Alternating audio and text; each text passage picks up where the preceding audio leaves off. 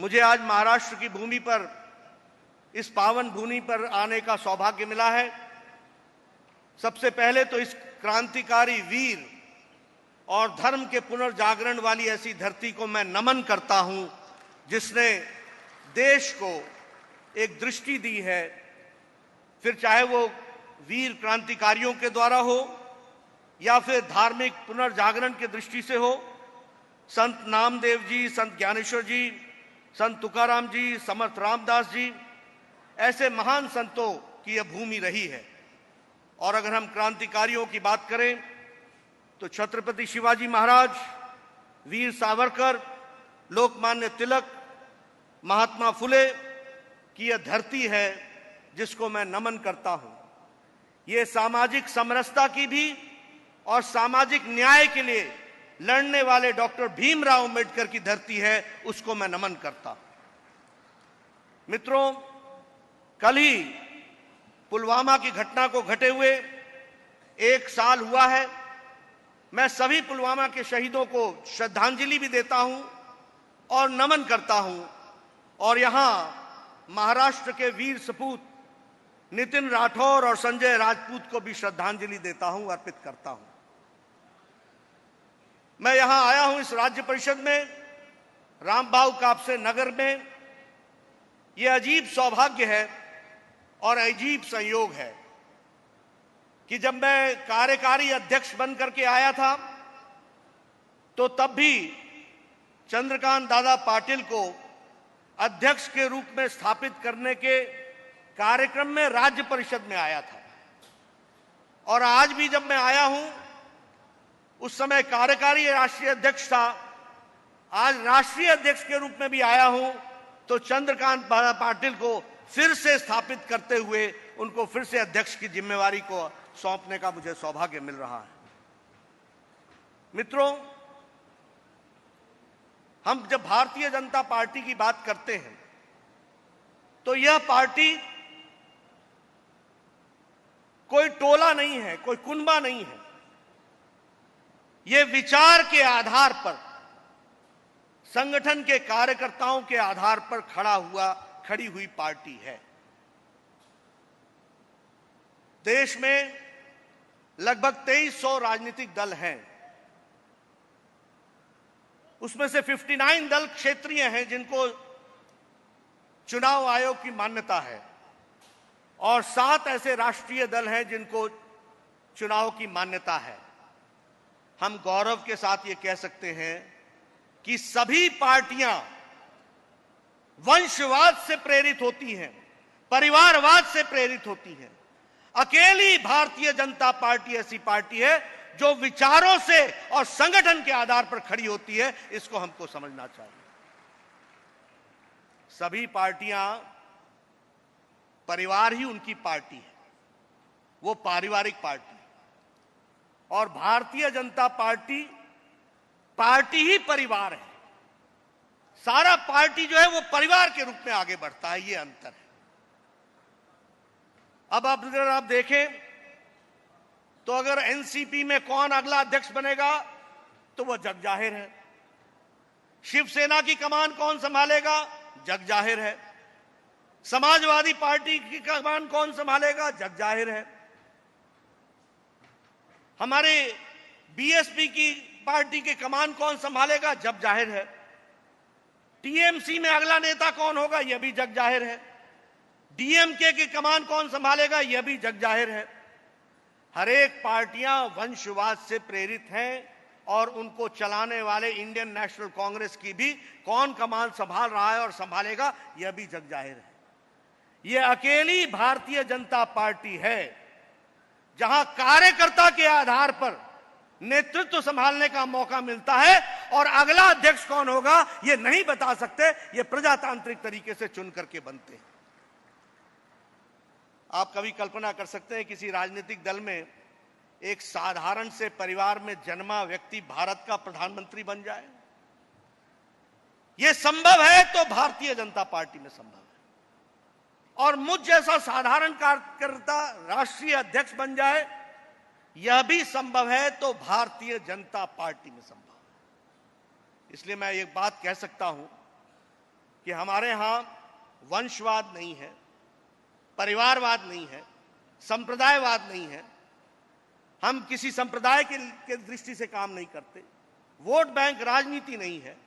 हमारे यहां है तो टैलेंट है, मेधा है, परिश्रम है, कार्यकर्ता की इंटीग्रिटी है और उसकी आंतरिक ताकत है जो उसको ऊपर ले जाती है। इस बात को हमको समझना चाहिए और प्रजातांत्रिक तरीके से आगे ले जाती है।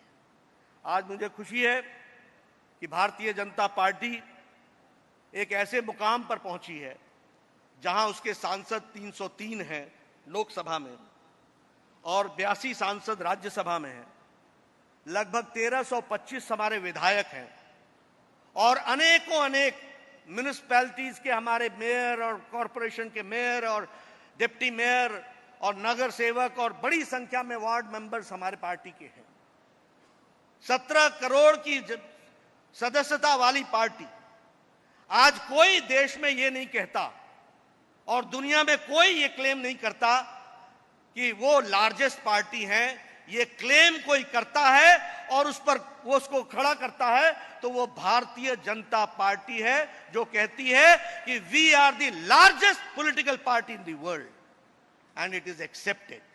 इसको लोग एक्सेप्ट करते हैं क्योंकि सदस्य संख्या के आधार पर हम लोग आगे बढ़ते हैं। इसको भी हमको समझना चाहिए। एक और बात मैं कहना चाहूंगा कि जनसंघ के दिनों से अभी तक के जितने भी प्रस्ताव हैं वो सारे प्रस्ताव को आप देखेंगे तो Bharatiya Janata party is the most consistent party. जो बात 52 में कही वही बात 90 में कही, वही बात 2019 में कही, वही बात 2020 में कही। हमारे यहां स्थितियों को देख करके स्टैंड नहीं बदले गए क्योंकि ये आइडियोलॉजिकल पार्टी है। बाकी पार्टियों ने समय समय को देख करके अपने आइडियोलॉजिकल स्टैंड को बदला है। इसलिए मैं कई बार बोलता हूं कि जिसको भी भारतीय जनता पार्टी में काम करने का मौका मिल रहा है उसको अपने आप को सौभाग्यशाली मानना चाहिए कि वो उसको ऐसे उपकरण के माध्यम से देश सेवा करने का मौका मिल रहा है जो और किसी राजनीतिक दल में नहीं है। मैं तो बहुत साथियों के साथ मिलता रहता हूं, हमारे विपक्ष के कई लोगों के साथ हमारी मुलाकात होती रहती है। मैं देखता हूं उनका घुटन, मैं महसूस करता हूं कि वो किस परिस्थिति में जी रहे हैं। भविष्य अंधेरा में दिखता है, दृष्टि कोई है नहीं, पार्टी की विजन है नहीं। किसी परिवार के को ढोने का काम पार्टी के कार्यकर्ताओं ने पकड़ा हुआ है। देश में कोई बदलाव लाने की चाहत है, ऐसा है नहीं। राजनीति में कितने लंबे समय तक टिक पाएंगे यह प्रश्नवाचक चिन्ह है। लेकिन भारतीय जनता पार्टी का कार्यकर्ता गौरव के साथ कह सकता है कि कल भी हमारा था, आज भी हमारा है, आने वाला कल भी हमारा होगा। इस बात को हम गौरव के साथ कह सकते हैं।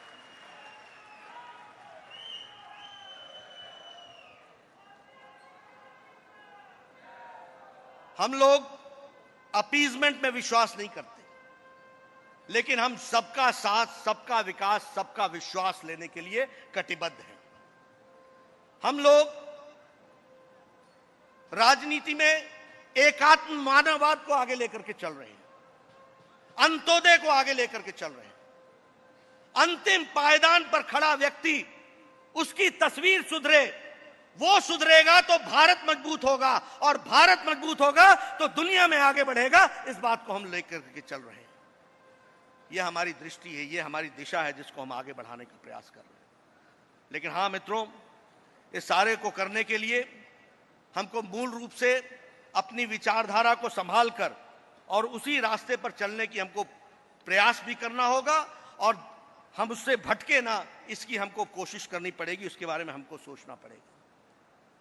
मित्रों, अगर हम आदरणीय मोदी जी के नेतृत्व में चलने वाली सरकार की बात करें तो हम बड़े गौरवपूर्ण तरीके से यह कह सकते हैं कि न भूतो न भविष्यति। न भूतो तो पक्का है, भविष्य जरूर मोदी जी के नेतृत्व में और आगे बढ़ेगा। लेकिन जो निर्णय लिए गए हैं ये अकल्पनीय हैं, जिनकी हमने कभी कल्पना नहीं की थी, वह काम मोदी जी के नेतृत्व में यह देश कर बैठा है। इसको हमको समझना चाहिए। और यह कहने के लिए मैं नहीं कह रहा हूं, यहां बैठे लोग मंच पर और सामने सब लोगों ने आज से 30 साल पहले, 40 साल पहले, जब बाल काले थे, जब पूरे भरे हुए बाल थे, मूछें काली थी, उस समय से लेकर आज जब उनके बाल भी उड़ गए और सफेद हो गए, ऐसी स्थिति में आए, एक ही नारा लगाते थे। उम्र ढल गई, एक ही नारा लगाते थे, एक देश में 2 विधान, 2 संविधान, 2 प्रधान, 2 निशान नहीं चलेंगे। कभी सोचा नहीं था। बहुत लोगों को लगता था कि यह हम नारे के रूप में रह जाएगा, यह अनफुलफिल्ड टास्क होगा, इसको पूरा करना कठिन जाएगा। लेकिन आप लोगों ने मई महीने में अपनी उंगली से कमल का बटन दबा करके 303 एमपी लोकसभा में भेजे।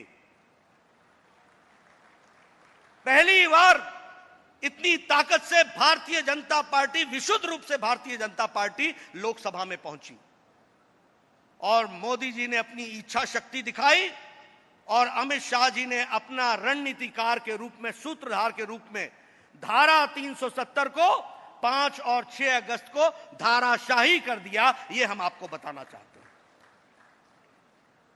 और मित्रों, कई बार हमको लगता है यह भावनात्मक विषय था। कई बार हमको लगता है कि देश एक हो, कश्मीर से कन्याकुमारी तक एक हो, यह भावनात्मक विषय हमने पूरा किया है। लेकिन यह सिर्फ भावनात्मक विषय नहीं था, यह विषय जम्मू कश्मीर को विकास की ओर अग्रसर करने का भी विषय था। आप लोगों को, बहुत लोगों को जानकारी नहीं होगी, मैं जम्मू कश्मीर का प्रभारी रहा हूं लंबे समय तक। जम्मू कश्मीर के लोग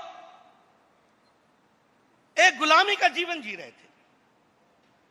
सारी राजनीतिक शक्तियां 2 परिवार और एक राष्ट्रीय पार्टी के बीच में सिमट गई थी। धारा 370 का आड़ लेकर वो जम्मू कश्मीर में जो चाहते थे वो करते थे।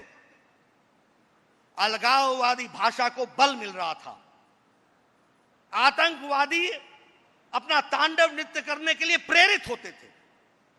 यह सब कुछ इसलिए था क्योंकि धारा 370 की आड़ में नेता हमेशा मुख्य धारा में जम्मू कश्मीर को आने से रोकते थे। आपको जानकर आश्चर्य होगा कि जो लोग यहां बैठ करके ट्राइबल ट्राइबल ट्राइबल करते हैं, आदिवासी की बात करते हैं, जम्मू कश्मीर में सारा लद्दाख ट्राइबल है। जम्मू कश्मीर में सारा पुंछ राजौरी, ये गुजर, मुसलमान और बकरवाल, ये ट्राइबल है। ये राष्ट्रभक्त हैं और राष्ट्रभक्त के साथ साथ भारत की फौज के साथ कंधे से कंधा मिलाकर के पाकिस्तान के खिलाफ लड़ते हैं। लेकिन आपको आश्चर्य होगा कि आज दिन तक राजनीतिक आरक्षण न लोकसभा में थी और न विधानसभा में थी।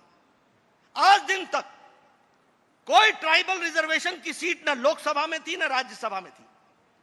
अब धारा 370 हटी है, परिसीमन होगा और पहली बार लोकसभा के अंदर और विधानसभा में ट्राइबल, आदिवासी व्यक्ति आदिवासी सीट से जीत करके आएगा। यह परिस्थिति आकर के खड़ी है। यहां बैठ करके बहुत से लोग मुख्य धारा की बातचीत करते हुए दलित की दुहाई देते हैं। आपको मालूम नहीं होगा शायद, जम्मू कश्मीर में सफाई कर्मचारी का बेटा धारा 370 की आड़ में सिर्फ सफाई कर्मचारी ही बन सकता था और कुछ नहीं बन सकता था। यह कानूनन उसको रुकावट थी। यह 21वीं शताब्दी का भारत था कि सफाई कर्मचारी, और सफाई कर्मचारी भी कौन, पंजाब से आए थे बेचारे, उनको ला करके बसाया गया था और उनको कहा गया था कि तुम यहां बसो क्योंकि हमारे पास सफाई कर्मचारी की दृष्टि से आपकी आवश्यकता पड़ेगी, यह कहकर लाए थे। लेकिन उनको स्टेटहुड नहीं दी। आज धारा 370 हटी है, सफाई कर्मचारी का बेटा भी अब जुडिशियल सर्विस में भी जाएगा, डॉक्टर भी बनेगा, इंजीनियर भी बनेगा, मुख्य धारा में शामिल होगा। इसलिए मित्रों, ये धारा 370 सिर्फ यही नहीं है कि मोदी जी ने एक भावनात्मक विषय को उन्होंने पूरा कर दिया। आपको जानकर के आश्चर्य होगा, दो प्रधानमंत्री, एक उप प्रधानमंत्री वेस्ट पाकिस्तान से आए हैं। मनमोहन सिंह और इंद्र कुमार गुजराल, ये दोनों वेस्ट पाकिस्तान से आए और भारत में प्रधानमंत्री बने। लाल कृष्ण आडवाणी उप प्रधानमंत्री बने, ये भी वेस्ट पाकिस्तान से आए थे, हमारे श्रद्धेय लाल कृष्ण आडवाणी जी। लेकिन जो लोग वेस्ट पाकिस्तान से जम्मू आकर के बस गए, कश्मीर में आके बस गए, वो काउंसलर का चुनाव भी नहीं लड़ सकते थे, काउंसलर का चुनाव भी नहीं लड़ सकते, क्योंकि उनके पास स्टेटहुड नहीं था। आज धारा 370 हटी है, अब वो चुनाव लोकसभा का भी लड़ेंगे, विधानसभा का भी लड़ेंगे, काउंसलर का भी लड़ेंगे, वो वहां से मुख्य धारा में शामिल होंगे। यह परिस्थिति आकर के खड़ी हुई। भारत के 103 कानून लागू नहीं होते थे जम्मू कश्मीर में, और आपको जानकर आश्चर्य होगा कि एंटी करप्शन एक्ट, भ्रष्टाचार विरोधी कानून, यह भी जम्मू कश्मीर की धरती पर लागू नहीं था। भारत सरकार का पैसा लिए चलो, ऑडिटिंग से बचते चलो, और जो मर्जी सो करो, यह हलवा मांडा खाने का माध्यम। आज अब वहां पर एंटी करप्शन एक्ट भी लगा है, जम्मू कश्मीर के बैंक की इंक्वायरी भी शुरू हो गई है। जिन लोगों ने भ्रष्टाचार किया है, या तो वो जेल में होंगे या बेल पर होंगे, तीसरी जगह उनके लिए कोई नहीं होगी। यह भी हमको समझना चाहिए। इसलिए धारा 370 एक सिर्फ मात्र भावनात्मक विषय नहीं है। और आपको और बताऊं मैं, आपको जानकर के आश्चर्य होगा, आजादी के बाद पहली बार first time in the history of Jammu Kashmir BDC, block development council का चुनाव हुआ है। 310 सीटें थी। 310 सीटों में हाईएस्ट सीट जीतने वाली भारतीय जनता पार्टी है, 80 सीट्स। कांग्रेस 1 सीट, हम एक, हमारा एक। पैंथर्स पार्टी 7 सीटें, बाकी इंडिपेंडेंट, पीडीपी और नेशनल कॉन्फ्रेंस को एक भी सीट नहीं, चुनाव ही नहीं लड़े, भाग गए। और आपको जानकर के आश्चर्य होगा कि 85% पोलिंग सोफिया में हुई, 86% पोलिंग पुलवामा में हुई, और 100% पोलिंग श्रीनगर में हुई। और सोफिया की सीट भारतीय जनता पार्टी ने जीती है, यह हमको ध्यान में रखना चाहिए। मैं आपको ये सारी बातें इसलिए बता रहा हूं कि संसद में सिर्फ धारा 370 को एब्रोगेट करना नहीं था, जम्मू कश्मीर को मुख्य धारा में लाना था। हम जम्मू कश्मीर को पैसा भेजते थे, मोदी जी पैसा भेजते थे, वो श्रीनगर की तिजोरी में बंद हो जाता था, और वहां के राजनेता अपने सुविधा से वो पैसा खर्च करते थे। आज परिस्थिति में अंतर आया है, अब मोदी जी का पैसा सीधे पंचायत के प्रधान को जा रहा है, और प्रधान के पंचायत के माध्यम से डेवलपमेंट हो रही है। ये हमको समझना चाहिए। अगर हम ट्रिपल तलाक की बात करें, बहुत से हमारे मंच पर बैठे नेताओं ने उस पर चर्चा की है। मैं मराठी में सुन रहा था, मुझे थोड़ा थोड़ा समझ में आ रहा था, सबने उसकी चर्चा की है। लेकिन मैं ट्रिपल तलाक के बारे में आपके सामने 2 बातें रखना चाहता हूं। एक, ऐसा क्यों महसूस करते हैं कि हमने किसी समुदाय विशेष को ध्यान में रख करके ट्रिपल तलाक किया है? हमारा नैतिक अधिकार है भाई। अगर हम सती प्रथा बंद कर सकते हैं, अगर हम बाल विवाह कानून से बंद कर सकते हैं, अगर हम दहेज प्रथा कानून से बंद कर सकते हैं, अगर हम महिलाओं को संपत्ति में बराबर का हिस्सेदार नियम से बना सकते हैं, कानून से बना सकते हैं, तो हमारी मुस्लिम महिलाओं पर लटकता हुआ ट्रिपल तलाक का तलवार, इसको भी समाप्त करना हमारी नैतिक जिम्मेवारी थी। और मोदी जी ने इच्छा शक्ति दिखा करके सुप्रीम कोर्ट के ऑर्डर को लेटर और स्पिरिट में पूरा किया है। यह हमको ध्यान में रखना चाहिए। अच्छा, हमारे कांग्रेस के नेता बोलते हैं इस पर विचार होना चाहिए था, विचार होना चाहिए था। अरे आप बताइए, पाकिस्तान इस्लामिक देश है, वहां ट्रिपल तलाक कानूनन बंद है। बांग्लादेश कानूनन बंद है, सीरिया कानूनन बंद है, हमारे यहां अफगानिस्तान इस्लामिक देश है, कानूनन यहां बंद है। मलेशिया बहुतायत मुस्लिम्स की है, कानूनन बंद है। भारतवर्ष में धर्मनिरपेक्ष होने का अर्थ यह नहीं होता कि हम हर एक समुदाय की दृष्टि से अपीजमेंट करें। सबको साथ, सबका विकास, सबका विश्वास और सबको साथ लेकर के चलने की ताकत मोदी जी ने दिखाई है, जिसको हमको ध्यान में रखना चाहिए। अभी ये सीए का विषय है, मैं पूछ पूछ के थक गया कि बताओ कि सीएए में तुम्हारे को कौन सी तकलीफ है। अभी तक तकलीफ कोई नेता नहीं बता सका, कोई नहीं बता सका। हम सीए का विरोध करते हैं। इनके लिए वोट बैंक पॉलिटिक्स प्रथम है और देश बाद में है, और हमारे लिए देश पहले है, वोट बैंक बाद में है और वोट की राजनीति बाद में है। We work for the nation, हम देश के लिए काम करते हैं। हमारा उद्देश्य देश को आगे बढ़ाने का होता है। कौन खुश होगा, कौन नाराज होगा, किसकी आंखों में त्योड़ियां आएंगी, यह हमारा उद्देश्य नहीं होता। हमारा उद्देश्य होता है कि देश के लिए जो उचित है उस कदम को हम आगे बढ़ाएंगे, उसको आगे ले जाएंगे। इसके लिए हम समर्पित हैं, इसको हम आगे बढ़ा रहे हैं। मित्रों, बहुत से अब ये यूएपीए अनलॉफुल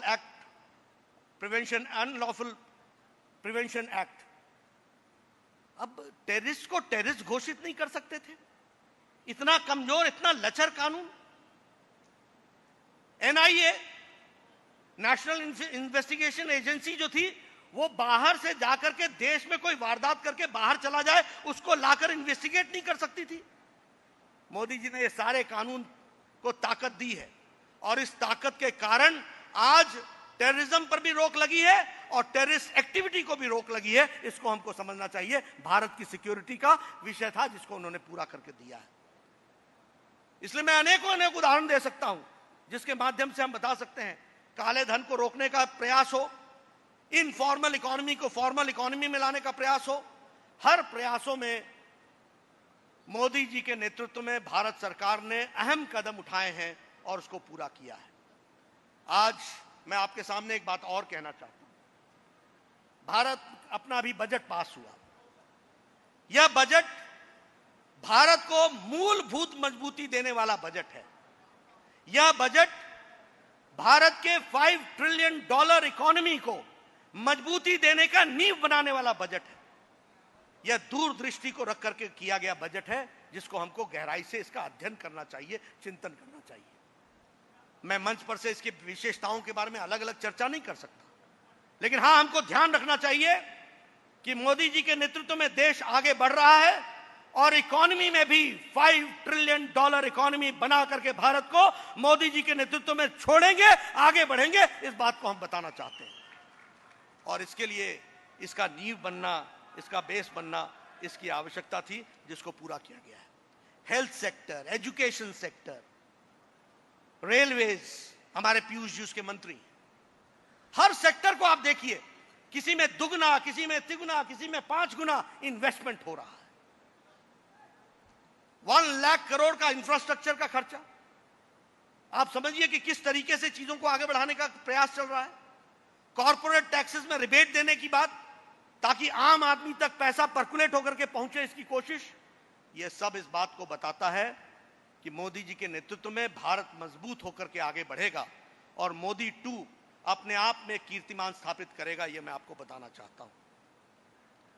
मित्रों, मैं यहां महाराष्ट्र में आया हूं।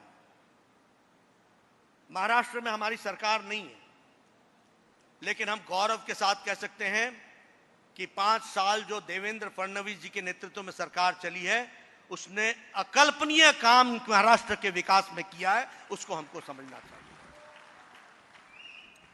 और ये मैं सिर्फ कहने के लिए नहीं कह रहा हूं, आज विपक्ष भी महसूस कर रहा है।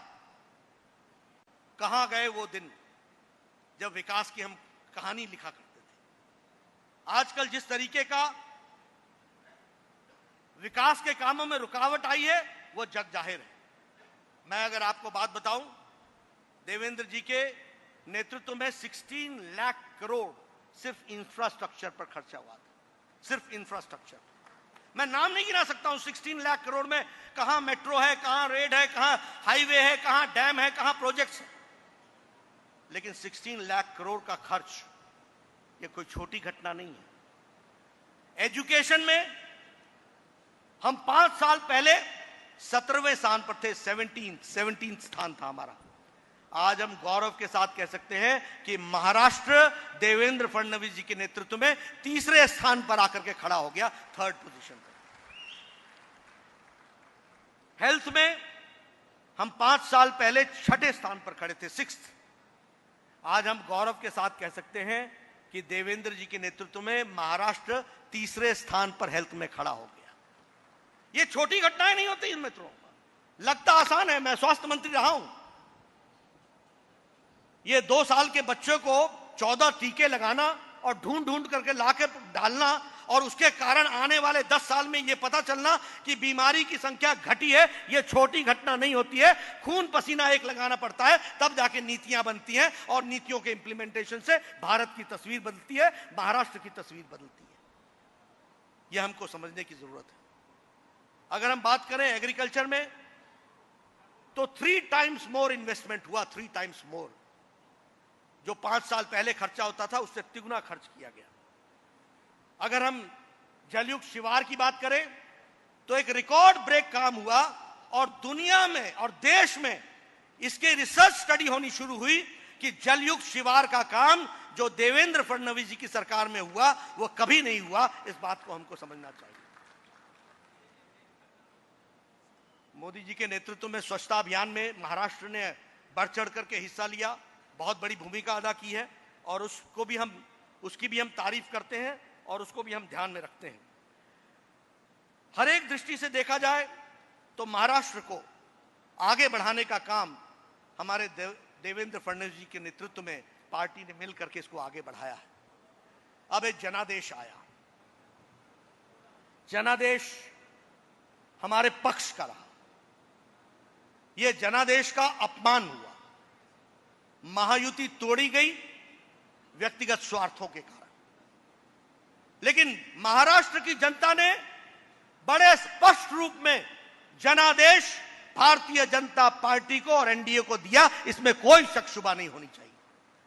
यह जनादेश हमारा था, जनादेश का अपमान हुआ।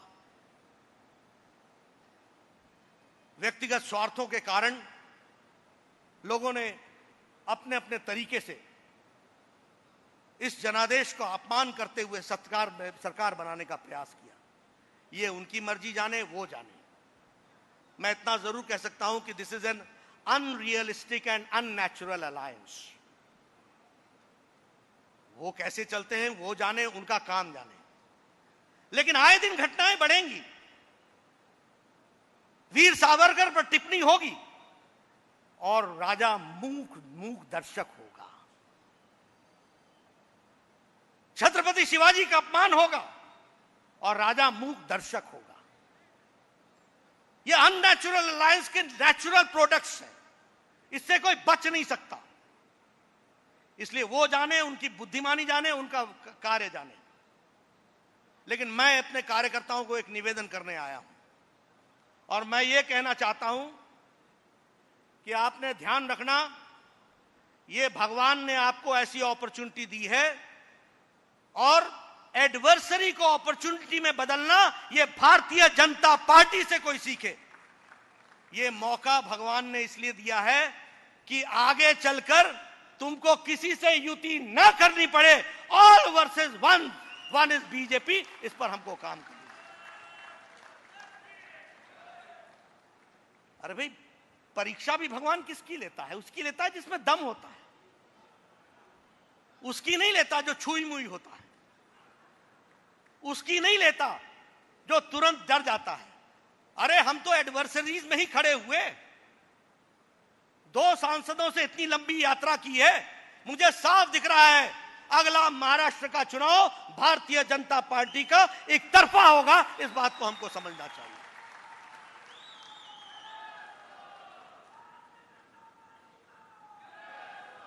और ये अननेचुरल अलायंस चलने दो, देखते चलो, महाराष्ट्र की जनता को नई नई चीजें देखने को मिलेंगी।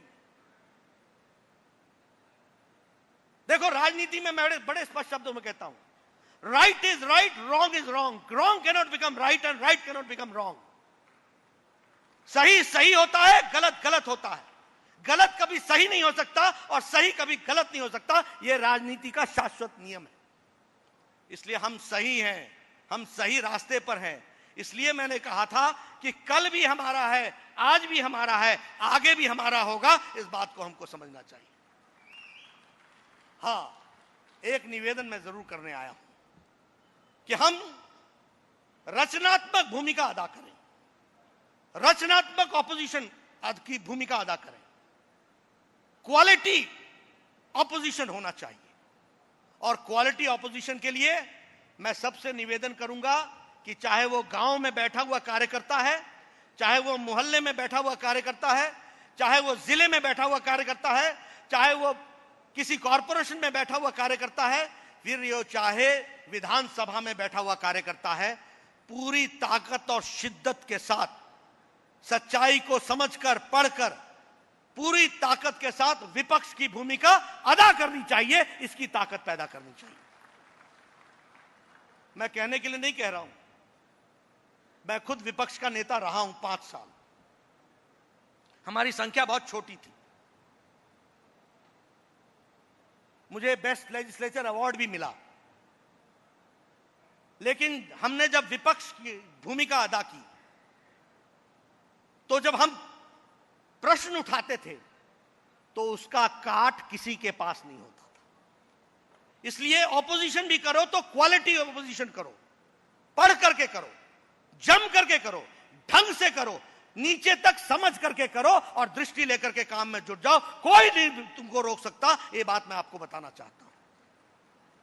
मैं कई बार कहता हूं, अच्छा बैट्समैन और बॉलर वो होता है, बैट्समैन वो अच्छा होता है जो क्रीज पर टिक के खेले।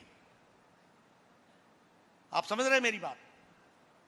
और अच्छा बॉलर वो होता है जो पूरी शिद्दत के साथ बॉल को समझकर किधर घुमाना है उसको ध्यान में लेकर के बॉलिंग करे।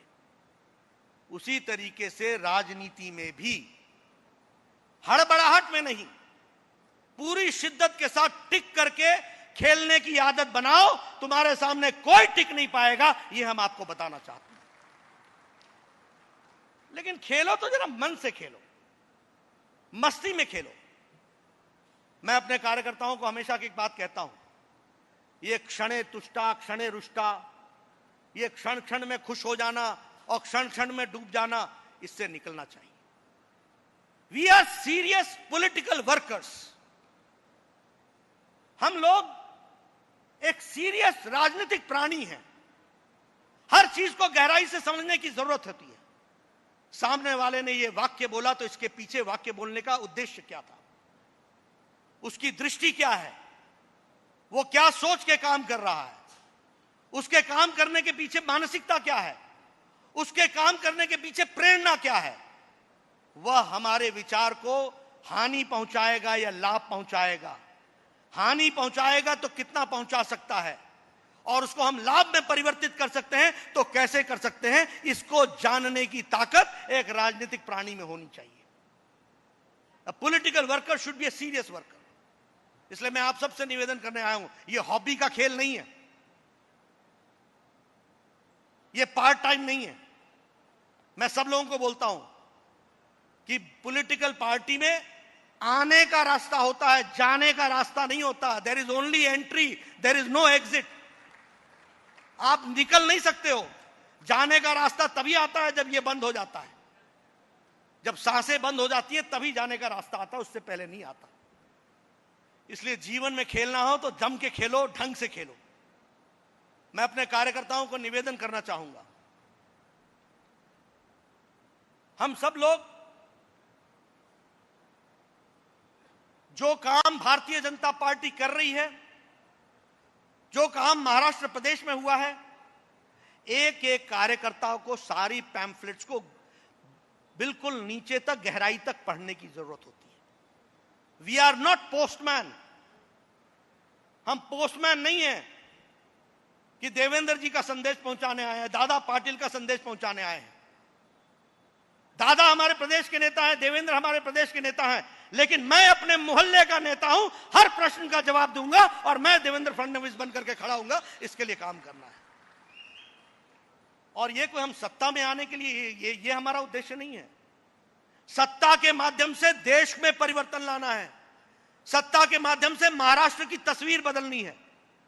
आप बताइए कि देवेंद्र फडणवीस जी के नेतृत्व में स्टेबल गवर्नमेंट चली कि नहीं चली? देवेंद्र फडणवीस जी के नेतृत्व में गवर्नमेंट ने परिवर्तन, मूल चूक परिवर्तन किया कि नहीं किया? आप बताइए, डेवलपमेंट वर्क और इंफ्रास्ट्रक्चर पर काम हुआ कि नहीं हुआ? आप बताइए, हेल्थ में काम हुआ कि नहीं हुआ? एग्रीकल्चर में हुआ कि नहीं हुआ? एजुकेशन में हुआ कि नहीं हुआ? ये हमको परिवर्तन करने का माध्यम है कुर्सी। कुर्सी हमारा लक्ष्य नहीं है, कुर्सी माध्यम है समाज की, देश की, प्रदेश की तस्वीर बदलने का। इसलिए मैं आप सबसे निवेदन करना चाहता हूं कि अगर देवेंद्र जी प्रदेश के नेता हैं तो तुम अपने गांव के नेता हो, तुम अपने इलाके के नेता हो, आप अपने मोहल्ले के नेता हैं, आप अपने कॉरपोरेशन के नेता हैं। और इसलिए नए भारत का निर्माण जो मोदी जी ने 2022 का कल्पना करके रखी है, उस नए भारत के निर्माण में आपका विशेष योगदान रहने वाला है। और वो विशेष योगदान रहने वाला है तो आपको भी आवश्यक होगा कि आप मुद्दों के साथ लैस होकर और हर बात का जवाब देने की ताकत लेकर आप जमीन पर लगेंगे, भारतीय जनता पार्टी की तस्वीर बदलेंगे, एक सीरियस पॉलिटिकल वर्कर के रूप में आप काम करेंगे और महाराष्ट्र की तस्वीर बदलेंगे। ऑल वर्सेस वन बीजेपी इसकी तैयारी करेंगे और अकेले अकेले हम विजयश्री होंगे, कोई रोक नहीं सकेगा, यह हम आपको विश्वास दिलाते हैं। आपने मेरी बात सुनी, आपका बहुत बहुत धन्यवाद। जय भारत, जय महाराष्ट्र।